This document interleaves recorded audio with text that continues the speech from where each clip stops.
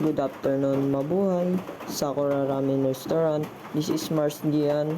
How may I assist you? I would like to reserve a table reservation, please. Yes, of course, sir. May I have your name, sir? My name is Raymart Enriquement Scholar. May I know when you would like the reservation? At what time would you like to make your reservation? I would like to have a reservation on March 1, 2025 at 3 a.m. How many guests would you like to have reservation for? Reservation for 8 person, please.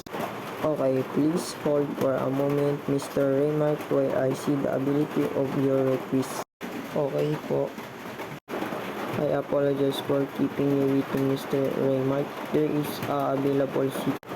Where would you prefer to sit? In a smoking or non-smoking area? I prefer a non-smoking area, please. May I have request your cell phone number, sir?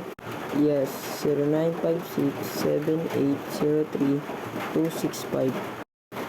May I ask if there any special event to be celebrated, sir? We will be celebrating my girlfriend's birthday. Is there any special arrangement would like us to prepare, sir? Yes po. Mr. Raymark, I am pleased to confirm your reservation for March 1, 2005 at 3 a.m. for 8 person in the non-smoking area. Oh yes.